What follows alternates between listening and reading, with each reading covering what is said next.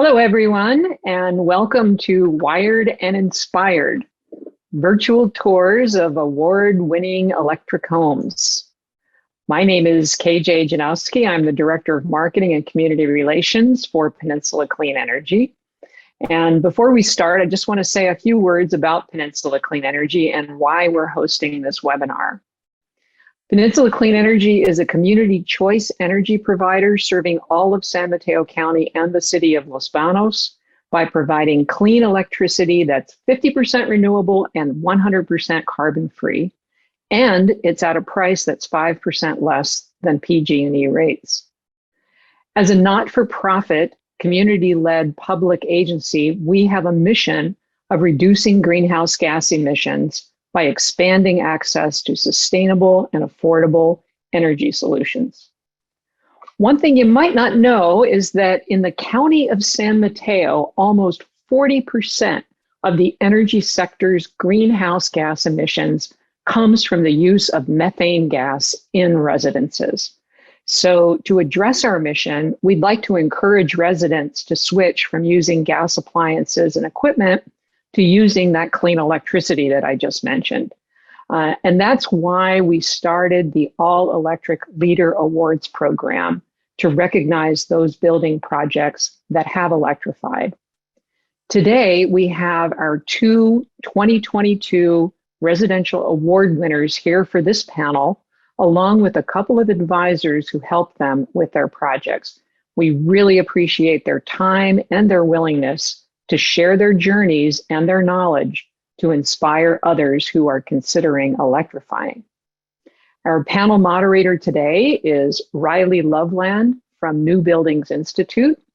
She's with one of the partner organizations working with Peninsula Clean Energy on the All Electric Leader Awards program. So as I turn it over to Riley, I'd like to invite you to tell us what you hope to learn from today's webinar by typing it into the chat. Riley? Thank you, KJ. And I'm going to put it in the chat too, just as a little refresh of the question, because we'd love to know what you hope to learn from this webinar today. As KJ said, my name is Riley Loveland. I'm a senior project manager with an organization called New Buildings Institute. We're a national nonprofit and we work with industry partners like our friends at Peninsula Clean Energy. We work with other advocates, utilities, and professionals, and we're focused on decarbonizing the built environment. And as KJ said, NBI did help Peninsula Clean Energy facilitate the All Electric Awards program. So I'm extra excited to be here today moderating this panel, because previously I was on the back end and then here I am now on the front end with all of you. But before I introduce our panel today, as you all kind of settle in, answer that chat question, I'd love to ask a series of questions via a poll, so we kind of get a feel for who's here today and how we can sort of adapt our questions to be more relevant to you all. So Carlos, if you want to pull open the first Zoom poll about what best describes you all, or I guess they're both on there, even better. Please answer these for us if you can. We'll give you 20 or 30 seconds.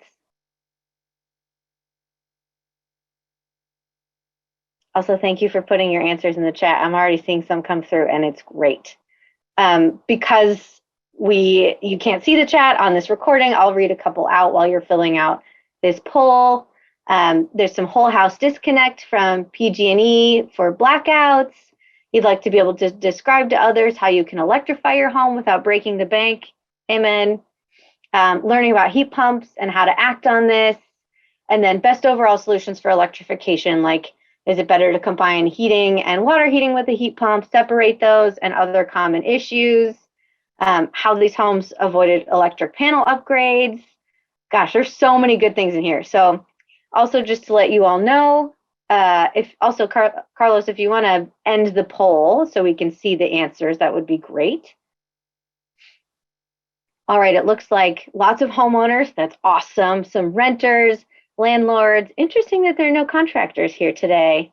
Advocates, government agencies, some nonprofit entities. Interesting that no one is here representing the design community. I'm kind of surprised by that, to be honest. And then some others. So if you're an other, please feel free to put that in the chat.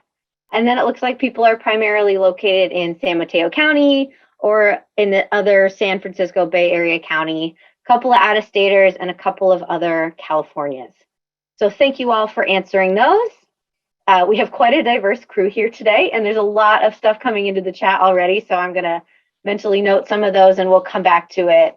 But now I would like to turn your attention to our panelists for today, and I will let them do a proper introduction of themselves, but you'll see them appear on the screen here, and feel free to wave to the panel, or panelists, feel free to wave when I mention your name.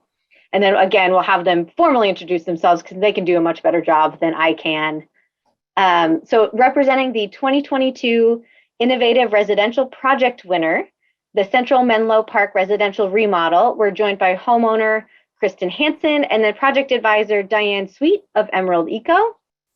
And then representing the 2022 Outstanding Residential Project winner, the Goforth Home Energy Retrofit, we're joined by homeowners Kathleen and Andre Goforth, and then Jason Green, who is the advisor on this project, who is a Bayren Home Residential Energy Advisor.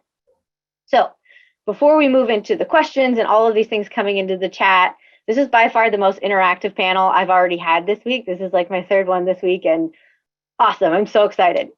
So before we move into the discussion part of this event, we'll be showing a virtual tour of each of the projects.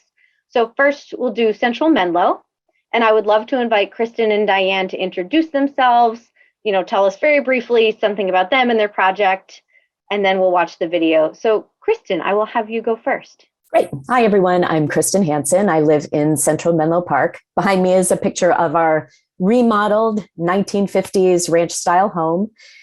We are excited to share our electrification. I live here with my husband and 2 kids. I teach at Stanford and I run a nonprofit. And I'd like to introduce Diane, who was our consultant on the project with Emerald Eco. Hi. I was going to say, if you want to say hello.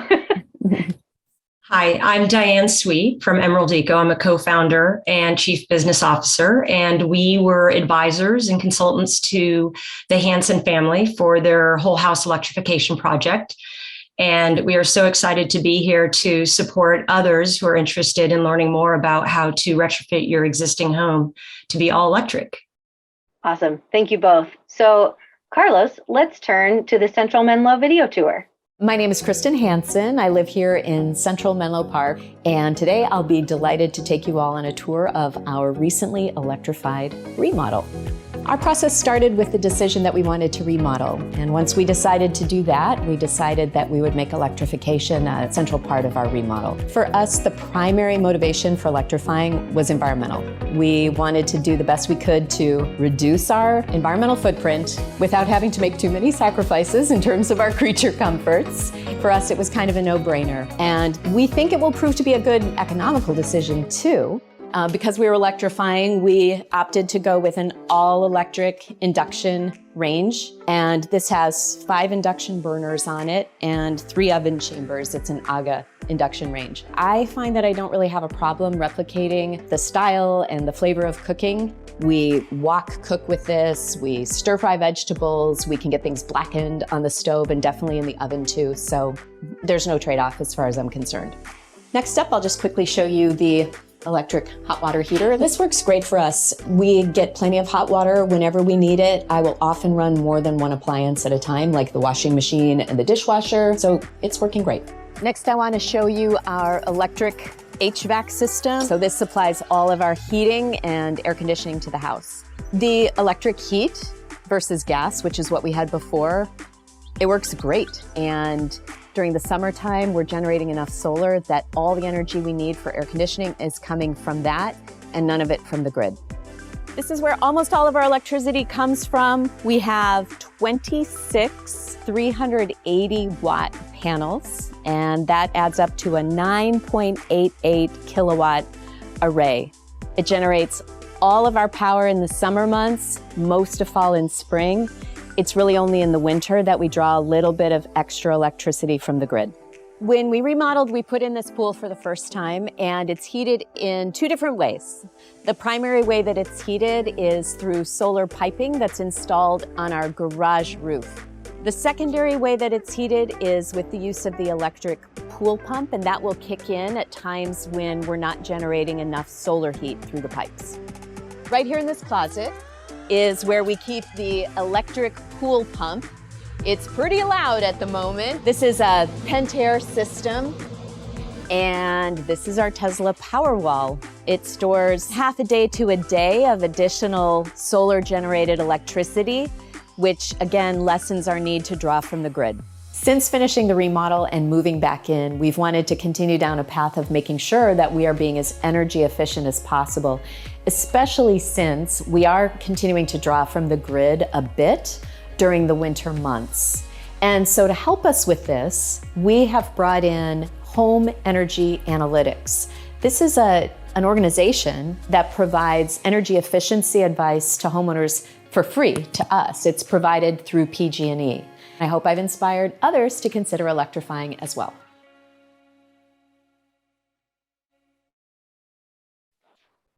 That was so rad. Thank you, Kristen. You're a great video host.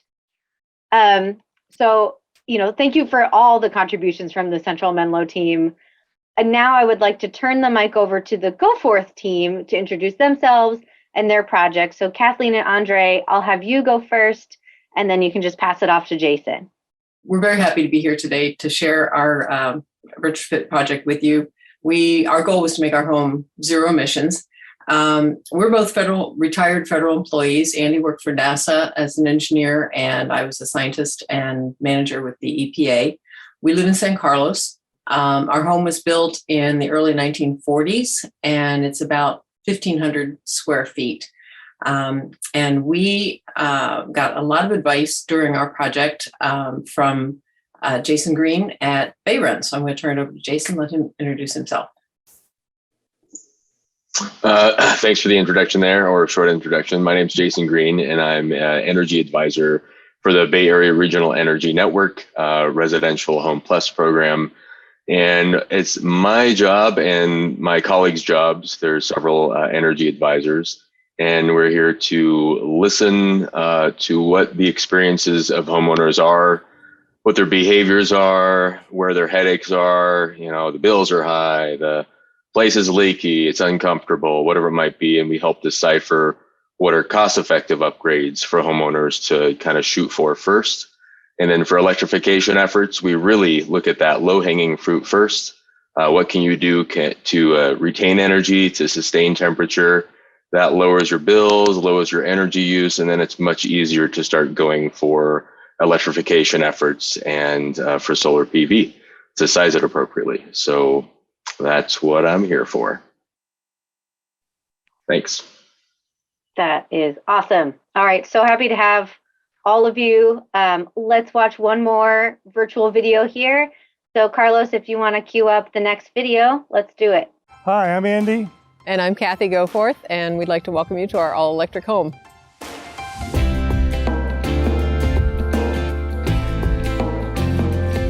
City of San Carlos was participating in the, I think it was called SunShares program. When I heard about that program, I brought up my interest in getting solar again to him, and he started looking into it, and at that point realized that financially it made sense for us to do it. It was within reach, yeah. Yeah, it was within our reach. We found out that our return on investment would be in about 9 years. We're actually ahead.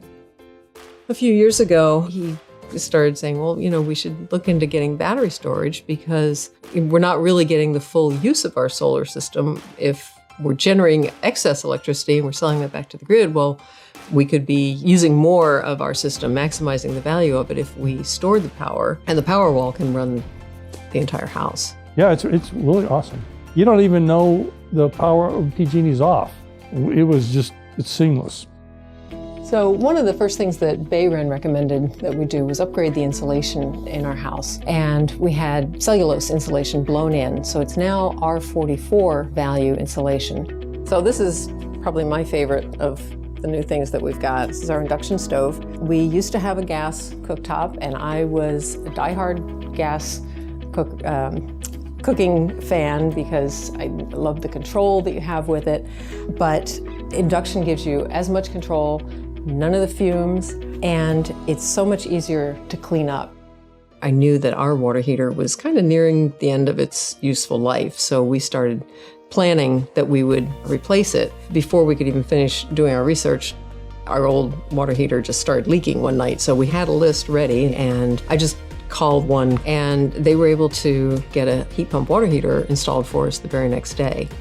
We're worried about the furnace. I just had this feeling the furnace is going to die. I wanted to be ahead of the curve. I wanted to be on top. We figured it maybe had another year or so of life left in it, so it was time to replace it. The other things that were on our mind were, when the smoke was really bad and it was, 100 degrees outside, to be hunkered down in the house, all closed up, not able to go outside because of the smoke. We wanted to get one that had a really good filter built into it so that we would have better air quality in the house. That really was important to me. The beauty of a heat pump is in the wintertime, it can heat your house, and in the summertime, it can cool your house. So now with a heat pump, we have heating and air conditioning all in one system. And it's just incredibly quiet. Sometimes we're not even sure if it's on. After we replaced the water heater, we saw our energy bill go down. From now on, our utility bills are really low. And some people always think, oh, you're going to use more electricity when you go all electric. Yeah, you will, but the net energy cost is dramatically less because it's so efficient. I mean, it's all win-win all the way around. The more I learned, the more I thought this sounds great. I'd love to be able to get rid of gas. So there's no gas on our property at all. I think some people, when they hear about giving up their gas, they think of making some kind of a sacrifice. It's a liberation, we're not feeling like we're sacrificing anything. Our house is more comfortable. We love cooking with the induction stove, and the cleanup is so much easier, so there's no sacrifice here. When you got to replace your furnace or your hot water heater, step up and do something a little better.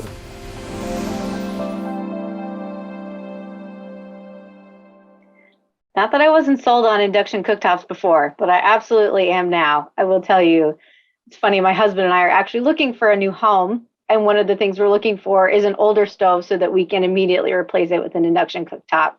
So thank you all for those videos. I put this link in the chat, but I'll put it in again in a little bit, that if you'd like to find out about more of these projects, the technical details, any of the nitty gritty pieces, you can go to peninsulacleanenergy.com. /all electric projects. All right, so now for the fun part, we're going to move on to the discussion, and I'm going to do some of the early questions. So some that we put together, some of them have been partially answered in these videos, but we'll kind of come around to them. And then remember that you can put questions you have for the panelists in the chat at any time. We will do our best to get to as many as we can, and then we'll try and figure out some sort of follow-up mechanism, because there's clearly a lot of interest in all sorts of different things. So I'm going to start with each of the homeowners. So Kristen, I'm going to start with you, actually. What was your motivation for taking on your project? We bought our house in Menlo Park 5 or 6 years ago. And as a 1950s home that had not been substantially remodeled, we knew a remodel was in our future. And I'd like to say that I came up with the idea of electrification all on my own, but it was really through knowing and learning more about Emerald Eco and just kind of starting a conversation about it with them. First an informal conversation, and then they became formally our consultants and advisors on the project. So I went up a steep education ramp myself to understand what was involved and how it would blend with our remodel. And so the timing was great. And we engaged Emerald Eco so that from the outset, we were designing the home with electrification in mind. Environmental considerations, as I said in the video, were my first and foremost consideration, but I do think this is both the most economical answer for us in the long term, and I think about it also just in terms of energy reliance. We know we're entering into perhaps more frequent blackouts or unreliability of the grid, and so I feel well prepared for that now. That's great. And actually, I'm going to ask Diane, what was your motivation for taking on this project with Kristen?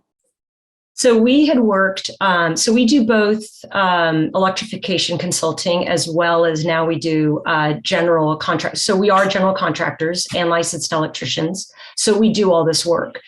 for the Hansons, they, one of the things that we had to talk to them about, which is so great to hear everybody loving their induction stove. And I've seen some of these chats. What we always talk about, there's the two biggest offenders in terms of greenhouse gases that you have in your home are your water heater and your HVAC. The biggest offender from a health perspective is your induction stove. And that was one of the conversations that we had with the Hansons, was talking about the induction stove. And we've been in this business for a long time. We did this ourselves for our own home many, many years ago. We've been without gas for about 15 years. We had the gas meter removed. And so this is my second career. My husband, who's my business partner, co-founder, his second career. And we are really committed to this idea of electrifying your home in a retrofit situation, because it is more complicated and requires a little bit of technical know-how. So for the Hansons, it was great that they had already planned a big remodel. And so those two things dovetailing can make it a really streamlined and cost-efficient project. That is great. All right, I'm going to ask the same question to Andy and Kathleen about your motivations for taking on this project.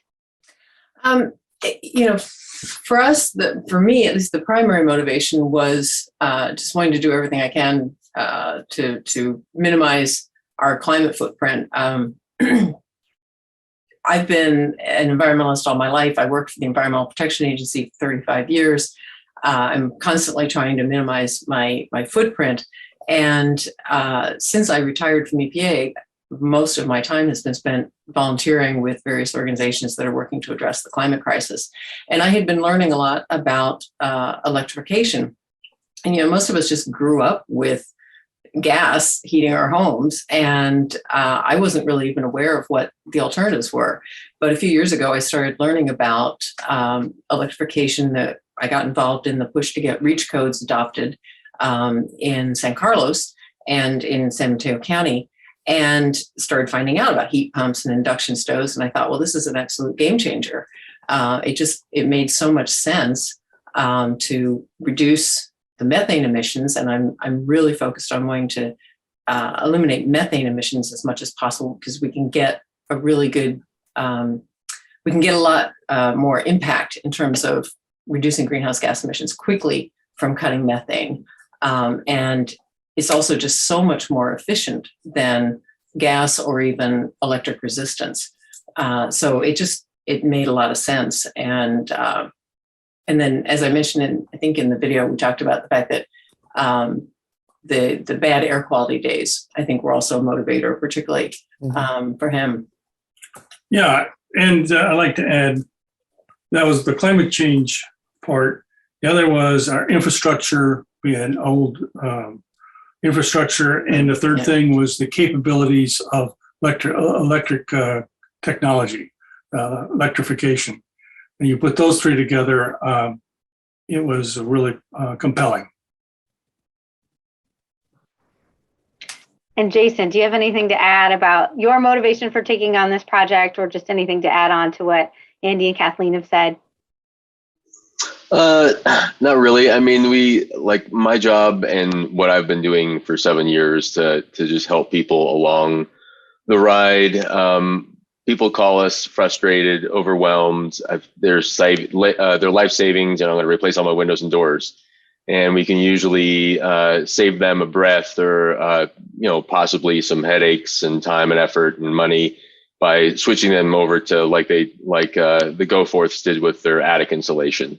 If that's something that's all they can afford, that is going to save them energy down the road, which does, help the earth. So anything you can do to help, again, retain, sustain temperature, and then anything a homeowner can do to convert from natural gas over to electric, go for it. So, and that's what we're here to help you out with. So it's a fun project overall. And such an outstanding representation of these types of projects. I'm seeing so many questions come in, and I'm noting them down. So don't worry, we'll get to as many as we can. But I do want to ask everyone here, from your perspective, what are some of the most unique, and I'm talking like the good, the bad, the ugly parts of the process that you might want to highlight? And you guys are welcome to pop in, or I don't necessarily want to direct to any of you. So panelists, feel free to unmute, raise your hands. I'll jump in. For me, I described earlier that my husband and I had to go up a learning curve ourselves to understand what electrification entailed. And we came to that awareness in parallel with planning our remodel. I think that we were surprised to learn that so many of our contractors and partners that we were working with on the project also needed to go up this learning curve with us, right? It's early on the journey. And to your point earlier, Riley, it is surprising that there aren't more contractors or architects on this call. They should be, right? They all need to be going up this learning curve together to serve our communities well. And so I hope they'll listen to the replay, because it was an education for all of us. And again, thankfully, Emerald Eco supplied the education and held our hands all the way through, but that was surprising. I also harangued local appliance providers because the inventory of all electric equipment, such as induction ranges, is too limited, and it needs to expand going forward to provide a range of price points for people who want to electrify. So those were some things along the way. I mean, all surmountable. Nothing impeded us from proceeding with our plans, but some surprises in the process. One of the nicest things for me is I didn't go into this process expecting to get free air conditioning in the summer. As a Californian, I've never really used air conditioning before, but now having electric HVAC and having solar panels and realizing we can keep our house to a real comfortable temperature in the summer months, that's been a really delightful surprise on the back end of it all. I would second everything that she just said, and also add one of the things that we did after electrifying the house was we were able to just completely get the gas removed, which was something we hadn't even thought about ahead of time, but we're not using it anymore. Why would we want to have a gas line running under our property? And so we called PG&E, and they came out and first removed the gas meter. That's been gone since last fall. And then a few months later, they came back and actually evacuated the gas line that runs under our yard and capped it off at the street. So that's an extra benefit, because now, what's the first thing they tell you after an earthquake? You got to make sure there's no gas leaking. Well, that's one less thing we have to worry about. Yes, and the other thing is for the fires, the gas fires occur when there's big fires. A really big problem too. I really like that you guys are all giving resiliency talking points without specifically saying resiliency. I think that's a really important thing, that resiliency is just part of our atmosphere these days. So thank you for addressing that. Jason or Diane, anything to add about the good, the bad, the ugly, and the really good? I'd say maybe that just homeowners, again, can get overwhelmed, and it can get painstaking. There's a lot of estimates that come in. There's a lot of different terminology, and you need this, and no, you don't need that. I'd say the best thing to do when you're going through these journeys is to just get as many estimates as you can. As much time as you spend on that television or the favorite car you want, whatever color you're going to have on it, you need to spend that much time into the HVAC systems you choose and the other systems around you that help to keep you happy and comfortable. So, and I would just echo that people get really concerned because the initial capital outlay is higher, right? A heat pump HVAC system is not going to be priced the same as a gas furnace. But so while the initial capital outlay is higher, because they're so much more efficient than their gas counterparts, these electric appliances are more energy efficient. So over the long haul, over the years, your monthly operating budget, right, what you're paying for power will go down. And obviously there is one caveat, because as Kristen was saying, you surprisingly get AC. And so it's hard to do an apples to apples, because previously, if you didn't have AC, now you do, and you might be using more electricity solely on the fact that you're now using you have the AC running during the summer. So it's not always apples to apples, but the efficiency of heat pump HVAC systems and heat pump water heaters is so significant that it, over the long term, it makes it economical. That is a great segue to my next question, which is about everyone's favorite topic, costs. So it's often thought that electrification can be very cost prohibitive for many. So can you talk a little bit about the cost of this project? Think about it in terms of like cost trade-offs, things you would do differently to be more cost effective. And then I have a second part to this question, but we'll start there. And Kristen, I saw you nod, so I'm going to ping to you. Sure. I'll go first again.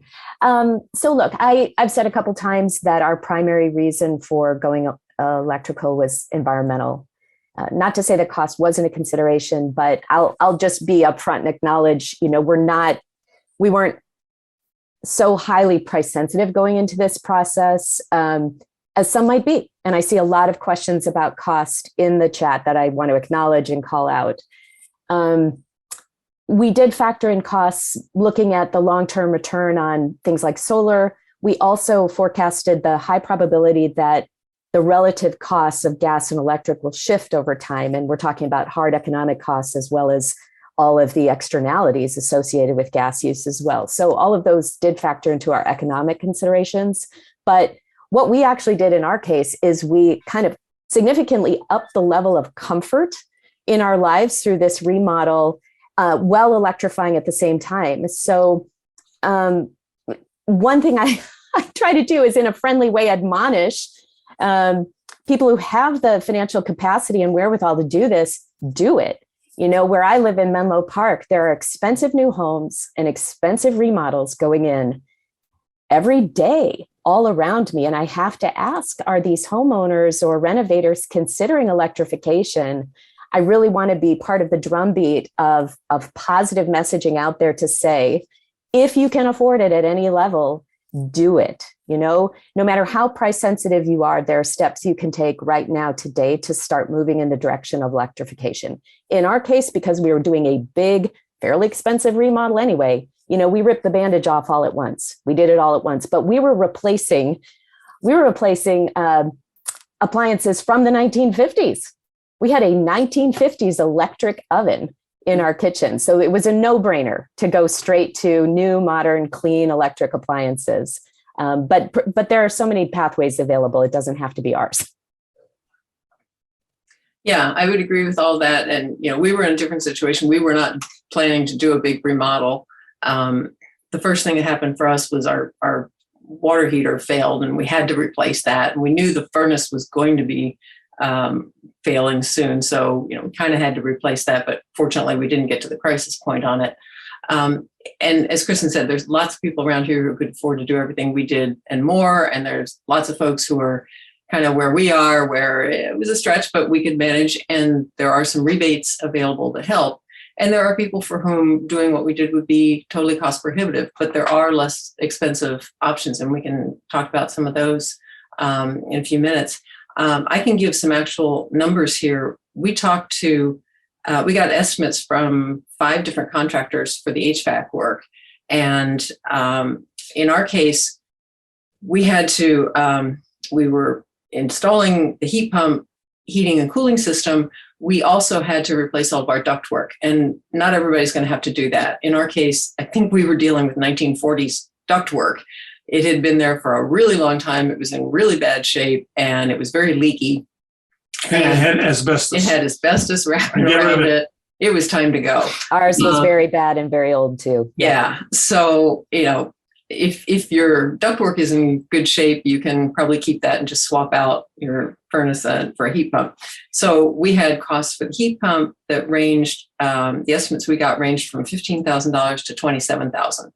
And ours ended up actually being near the low end of the range, and we got a very good system.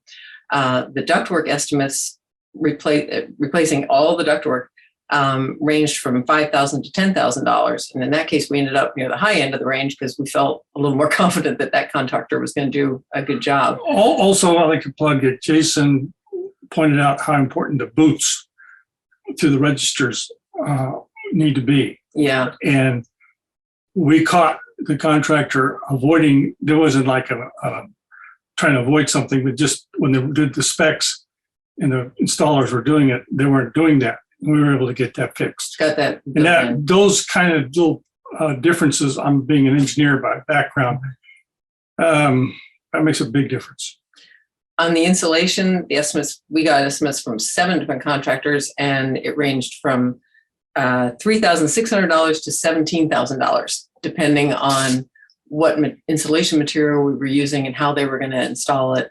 We looked at everything from fiberglass bats, blown in cellulose, blown in fiberglass, Sheep sprayed on sheep wool insulation. We even looked into sheep's wool insulation, which I would really have That's the loved to have best. done, but it's Don't very have- expensive. And we couldn't find anybody who had experience doing that. And then for the induction cooktops, frankly, the price range for induction cooktop is about the same as for a gas stove. So you can get one for a few hundred or a few $1,000s. And if even a few hundred is more than your budget allows, there are portable countertop units that you can just plug into a 120 volt standard outlet, and you can buy those for $72. So it's doable.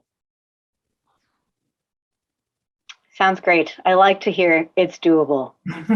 Jason and Diane, I'm going to ask you guys the same question, but I'm kind of curious, since you guys deal with more projects than just these specific homes, if you have any, feedback about what some cost trade-offs might be, ways to make this cost effective, or just even some, I don't want to say horror stories, but some of the trickier situations that have made costs a little bit more higher, or made projects more cost prohibitive. Diane, you want to go first? Sure. So one of the things that we would advise is looking at, so from a budgeting perspective, obviously budgets are not necessarily limitless. So you want to tackle a project at a time. However, it's always good to have a roadmap ahead of time before you embark on these projects, because what we have seen over and over again is an installer comes in and does their work, and then whatever they put in now prohibits you from doing something else. It could prohibit you, it doesn't always. And so it's really good to have a full picture of what it is that you would like to go, what your end state goal is, and then start, carving out each of these projects one by one. That would be my biggest advice in terms of managing so that you don't end up with throwaway work or duplicating efforts. And I'll go in with that as saying that when homeowners reach out to our program or advising programs across the nation or the world, they're looking at usually, again, they're overwhelmed, they're upset, they're frustrated. I'm uncomfortable. My feet are cold in the mornings. My energy bills are high every winter. They're usually the same kind of symptoms that people are experiencing. And what we always go for is what needs do you have that need to be met? You have high bills. We need to figure out how to lower those. We look at what is happening. You're uncomfortable. Let's look at the attic. Let's look at the walls. Let's look at the crawl space.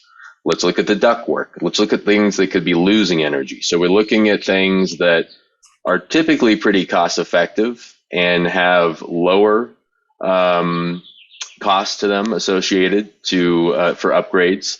And again, if you can afford it, then start looking into doing those higher end stuff.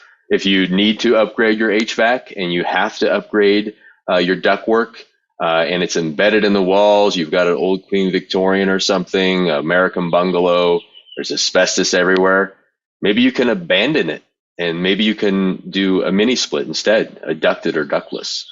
So there's a lot of options out there, and the industry is now adopting a lot of new early technologies, and it gives the ability for homeowners to give those things a try. And some things have been being installed for the last 20, 30 years with plenty of proof of working. So all great suggestions. Okay, so the next question or series of questions, we've seen a lot of things about phasing and just kind of creating this roadmap to electrification in your homes. So what should people start with for the most impact? And, how did you all choose, or what did you choose to phase in, and how did you do that? And if you want to bring that back around to cost, you can, or if you just want to bring it back around to sort of the core mission of what you were trying to do. Well, I can jump in. As I said, what kind of kickstarted our project was we knew that our water heater was getting near the end of its useful life. And we actually we were starting to plan to replace the water heater because I had heard that Bayren and PCE were offering rebates. And I thought, okay, well, we know we need a new one. Let's do it now. Let's get a heat pump. And then our old one started leaking even before we could hire somebody to replace it. So we did that, and then we saw our bills go down right away after doing that. And we thought, okay, furnace is going to go next. Let's start thinking about it. And we started planning for that. And when we talked with Jason at Bayren, the first thing he said was, well, you really need to think about the insulation so that you're going to get the most efficient use out of your new heat pump system. So I was like, okay, all right, we're adding insulation to the project. And, we knew that we had some gaps in the insulation, so it made sense to deal with that. I got so inspired about that point from Jason that I bought a little infrared camera that will fit on the bottom of a smartphone, a FLIR camera, and then we started going around with it. And it was really eye-opening where there were gaps. Where the leaks were. And also, once we had the insulation put in, we were able to bring them back and say, you missed this spot, you missed that spot. It was a real eye-opener. Yeah, that helped. So the thing is, that's something that's accessible to homeowners or to people, or they can do that. And I think more of the contractors that are coming out to address climate change, I'd like to see one of them come in with one of those cameras, because you can just stare at the wall and you can make some measurement or see what the contrasts are. But you were asking about sort of the timing and the juggling of things. So yeah, we had some challenges in juggling having the HVAC contractor and the insulation contractor doing the work. And part of the difficulty was we were trying to do this during a pandemic, and things got rescheduled, workers were out sick, that sort of thing. So that made it a little bit more complicated. The stove replacement was kind of an add-on that didn't need to be done, but it was something we chose to pursue.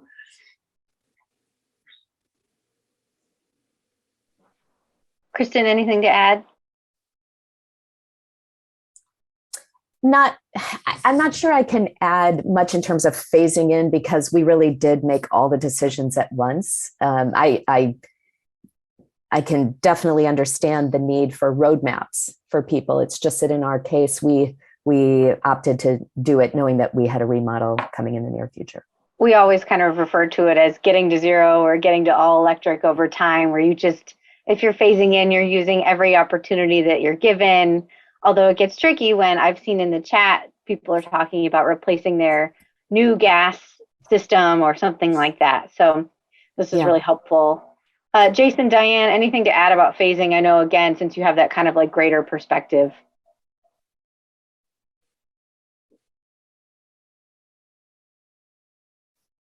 No, I mean, it's what I said earlier, right? I would walk in with a full picture, the whole picture, before I would start phasing and going piecemeal, because you will end up with throwaway work most likely.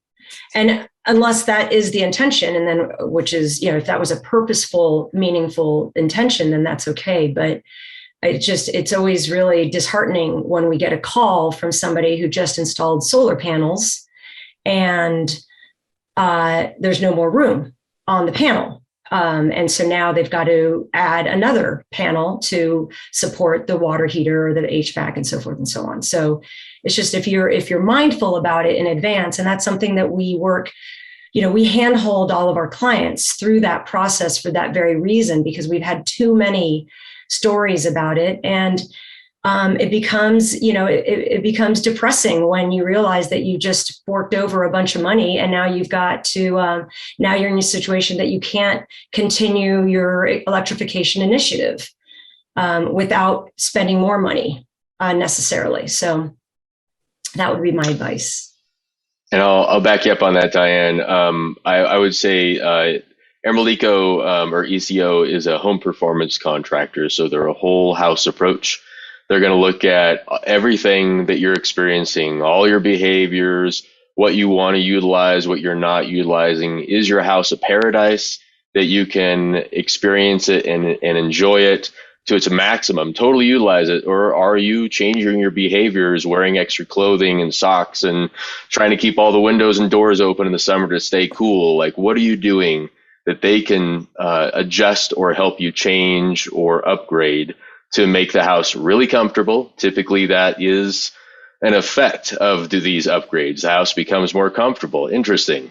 The house becomes more, the indoor air quality, it usually increases. That's a major deal for a lot of folks. And then efficiencies, energy use just drops. And then people say, well, I don't mind keeping my house at 72 in the winter. I don't mind keeping it at 68 in the summer because the bills don't go up. So that's kind of the overall goals. If people don't know where to start, reach out to our services, sign up, talk to one of our advisors, spill your beans, tell us what's going on, and help us figure out and decipher what that plan is. And then you reach out to someone like Emerald ECO, and they help implement those plans, or they expand on it. So it's pretty simple once you get help, but it can be a painstaking process if you don't have a lending hand. So to the GoForth team, how did you find so many contractors for bids? And were all of them qualified by BayREN, so you'd be eligible for rebates? Because the qualifications can be complicated. Well, we went off the BayREN list. Yeah. We had 10 or 12, and we kind of read what we saw, and, okay, let's try this one, and this one. So, Yeah. word of mouth. Yeah, that was what we started with. BayREN has a list of contractors who are approved to get you the rebates. And so we went through that list and, to look primarily for people who were local. We had also, in doing our research, we had talked to some people we know in the East Bay who had completely electrified their home. And there's an organization that had put on a whole tour of a number of homes, the East Bay Green Homes Tour, which if you haven't looked at that, then you're really considering. good. I would recommend it. I think it's available on YouTube, all the videos of those homes. And they tell you, who the contractor was they used for all sorts of different things. And we were writing down the names of all those contractors, that had done things that we thought were great, and called up some of them and found out, well, they work in the East Bay, but they don't come to the peninsula. So really the BayREN list was the most useful thing for us. And we just, went through and talked to the contractors. And one of the things we did at the very beginning was we put together this little one-pager on what we wanted, kind of our basic spec sheet. Here's our project goals, and here's, kind of the desired endpoint. And we gave that to each contractor right up front. Said, here's what we want. Our project goal is to, be a zero emission house, improve our energy efficiency, reduce our costs, and here's the time frame we want to do it in. And we want to get heat pump, we want to have air filtration, we want to have an induction stove, and upgrade our insulation. And so it was like, here's what we want. You tell us what you can do for us to get us there. And then we, could evaluate each one against this spec sheet that we had prepared for ourselves based on the research that we did and the conversations that we'd had with Jason. And that really helped narrow it down. Like if somebody didn't hit the things on our spec sheet, like, you're out. I'll jump in and say, in our case, we took a different approach. We had already done a remodel previously in San Francisco. We wanted to work with the same contractor again. And we found our architect and our pool contractor based on local recommendations. that really had nothing to do with electrification. But now we had a team of contractors and providers who were at different stages of knowledge on electrification, which is why Emerald Eco provided the critical glue that kept our whole project moving forward. So in our case, I just want to point out an alternative approach. We sourced based on other criteria for the people who supported our remodel, and then Emerald Eco brought in the expertise to ramp and educate and coordinate the team around electrification. And that worked well. And you're welcome, everybody in Menlo Park, because now you have one more architect, one more contractor, and one more pool guy who knows electrification. Right. That's awesome. The double training. Yeah. Andy and Kathy, really quickly, are you able to share that document that you used? I mean, we could like templatize it for you, but I think that might be a helpful resource for a lot of the people on this call. I don't see, sure. we send We'll it try to in. find a copy we haven't scribbled all over. Sure. Yeah. Perfect. Send Awesome. send it to you. That'd be great. We'll touch base after, Right. but thank you. I think people would be really interested in that. And we only have a couple more minutes, but there were a bunch of questions in the chat, Kristen, about the pool pump. If it truly is a pool pump Yeah. that also provides heat. Yeah. What did you use? Kind of exposing my lack of expertise. So I did try to reply in the chat. Diane, can you take this? Yeah. So, okay. So just totally transparent. Pool heating is sort of the next frontier for electrification. There are not a lot of pool guys out there that want to use heat pumps for pool heating. So I have to give it up to Kristen and Eric Hansen for taking this on, because this is a new frontier. So we spent a lot of time designing and assisting the pool guy with using a heat pump to heat the pool. That, along with the solar thermal in the video, you probably saw this solar thermal, right? It's obviously a lot less expensive to use solar thermal panels to heat your pool. So it was not, this is not a playbook. This is not oh yeah, we've got it figured out. It's solved. Let's go. This is a one-by-one customized approach. And again, the pool guy was a little hesitant at the beginning, but it worked out. It worked really well, because at the end, the pool people know the controls, and we needed the controls from the pool heating system to talk to the heat pump. So that was where there's still a lot more that needs to be done. And I get asked all the time about pool heating. And it's, like I said, there's no playbook yet. We're still really very much on the frontier of that. Diane's telling you how the sausage gets made. I'm just telling you, as a new owner of a beautiful pool, how happy we are. It's so wonderful. It's another part of our resilience plan, because pretty hot. It's pretty hot around here. During the fires and all that. And it was a big deal for Eric and me to figure this out.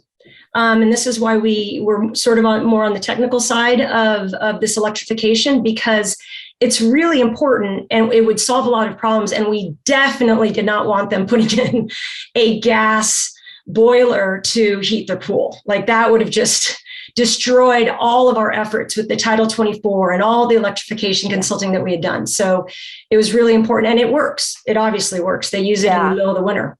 Well, amendment to that, just a slight amendment. So a couple of things I wanted to say. First of all, we keep our pool just wonderfully comfortable, like between 86 and 90 degrees for about 6 to 8 months of the year. That's the pattern we're settling into. We do turn it off in the winter just because, swimming's less appealing. So there are about 4 months where we just turn the heater off.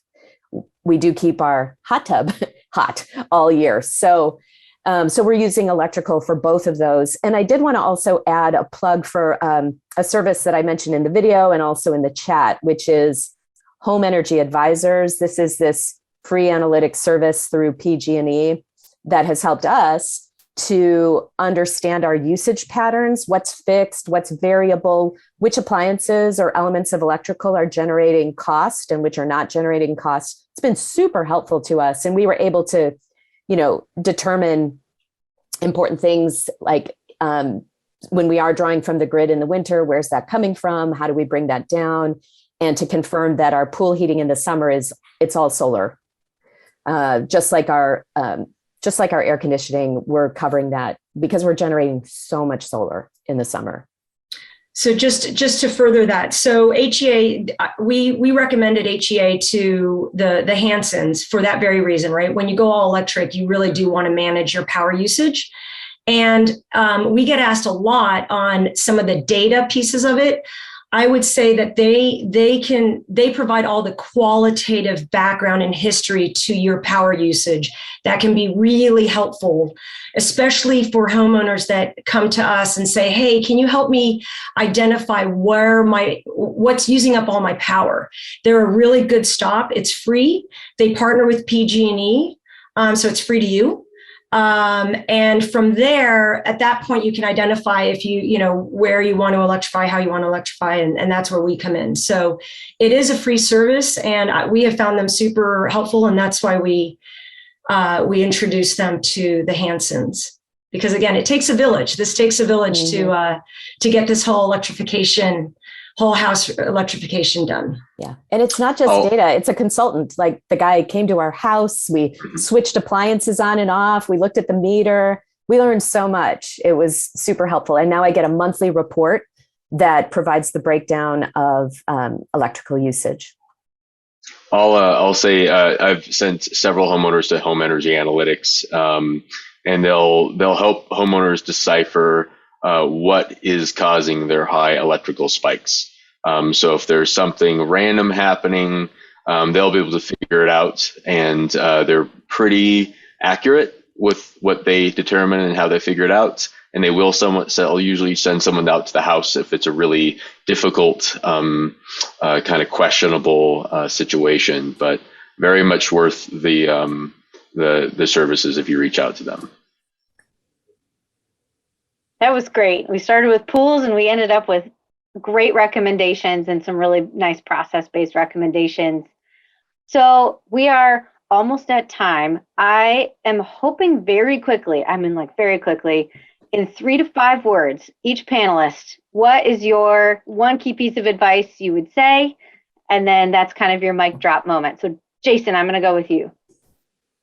Take your time. Kristen. Find a great consultant to support you through the process. Andy and Kathy. First thing we always tell people is contact BayREN and plan ahead. Diane. And remember that you're not just electrifying for the environment. Electrification also provides an enormous amount of comfort to your home, so you can feel super comfortable in your house. And resiliency, as we heard. And resiliency. That was great. Thank you all so much. KJ, I'm going to pass it off to you. Thanks for having me. You guys were a wonderful set of panelists today. Thank you so much to the panelists. Really wonderful.